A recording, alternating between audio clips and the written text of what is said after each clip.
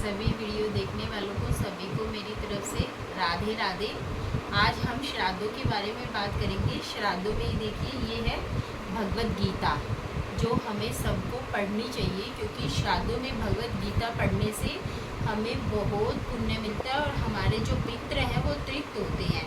और श्राद्धों में एक अध्याय हमें जरूर करना चाहिए, और एक अध्याय नहीं तो हमें इसका एक 7वां अध्याय होता है भगवत गीता का, इसका 7वां अध्याय जरूर पढ़ना चाहिए। उससे हमारे पितृ शांत होते हैं और इससे घर में बहुत ज़्यादा शांति आती है। इसीलिए हमें इसका एक अध्याय जरूर करना चाहिए। मैं आपको एक अध्याय पढ़कर सुनाऊंगी श्राद्धों में। अगर आप नहीं पढ़ पाएँ तो एक अध्याय जो मैं सुना रही हूँ आज आपको, वो आप अपने घर पर चलाएँ, ताकि आपके घर में शांति रहे, आपके पितृ शांत हो और आपके श्राद्ध और आपके अच्छे से निकले और पितृ आपके हमेशा आपसे तृप्त रहे।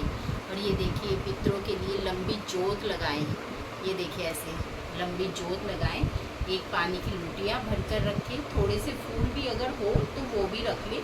अगर सफ़ेद कलर का फूल हो तो वो और ज़्यादा अच्छा है, उसको लुटिया में डाल लें। अब हम शुरू करेंगे भगवद गीता का पहला अध्याय।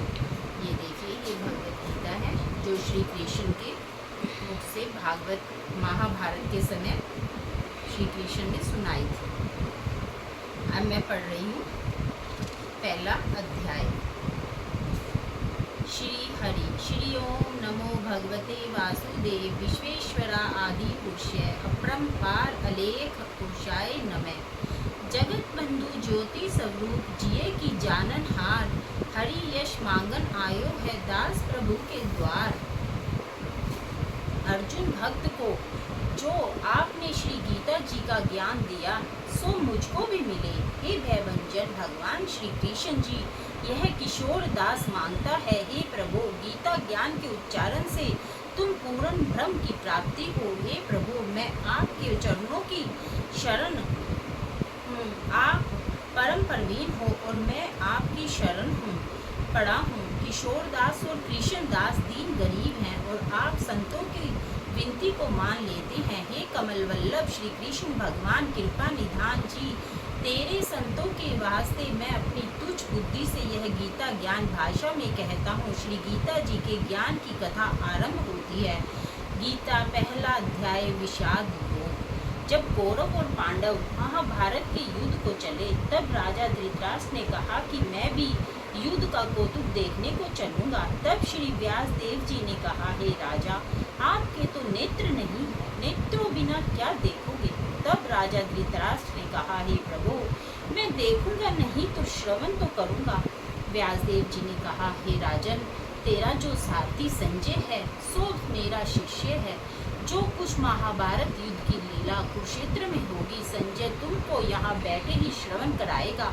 जब व्यास देव जी के मुख से यह वचन सुने तब संजय ने श्री व्यास देव जी के चरणों में नमस्कार करके और हाथ जोड़कर विनती करी, हे प्रभु जी महाभारत के युद्ध का चरित्र कुरुक्षेत्र में होगा और मैं हस्तिनापुर में कैसे देखूंगा और राजा को किस भांति कहूँगा। जब इस प्रकार संजय ने श्री व्यास देव जी के आगे विनती की तो श्री व्यास देव जी ने प्रसन्न होकर संजय से यह वचन कहे, संजय मेरी कृपा से तुझे यह सब दिखाई देगा और बुद्धि के नेत्रों से सूझेगा।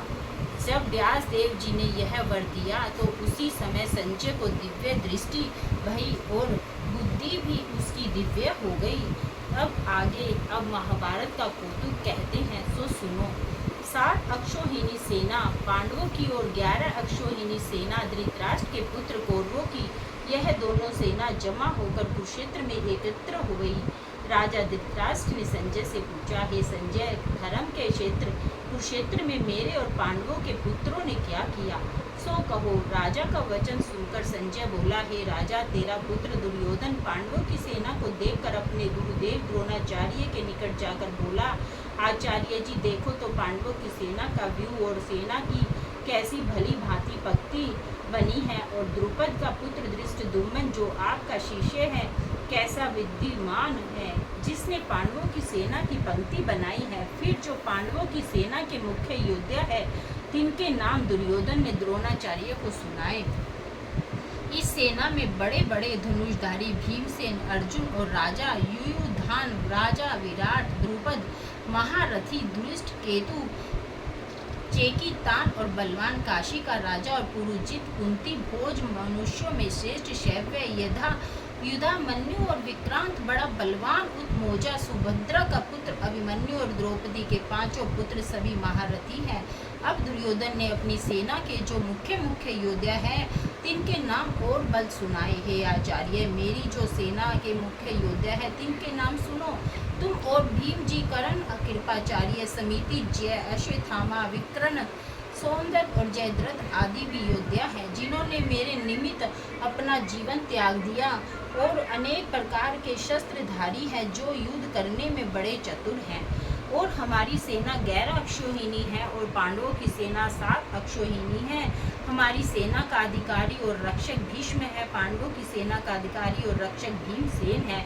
अब दुर्योधन अपनी सेना से कहने लगा, जितने तुम हमारी सेना के मनुष्य हो सभी भीष्म की रक्षा करो, और जितने शस्त्र आने के मार्ग हैं उन सब मार्गों से भीष्म की रक्षा करो। दुर्योधन के मुख से यह वचन सुनकर जो कौरवों से बड़े हैं वे वृद्ध भीष्म पितामह प्रथम सिंह की तरह गरजे, गर्ज कर अपना प्रतापवान शंख बजाया, जिसके उपरांत सारी दुर्योधन की सेना ने शंख, ढोल, दमामे और गोमुख इत्यादि और अनेक प्रकार के बाजे सारी सेना में इकट्ठे बजाए। तिनका बड़ा भयंकर शब्द भया। अब पांडवों की सेना के बाजे सुनो। प्रथम दिन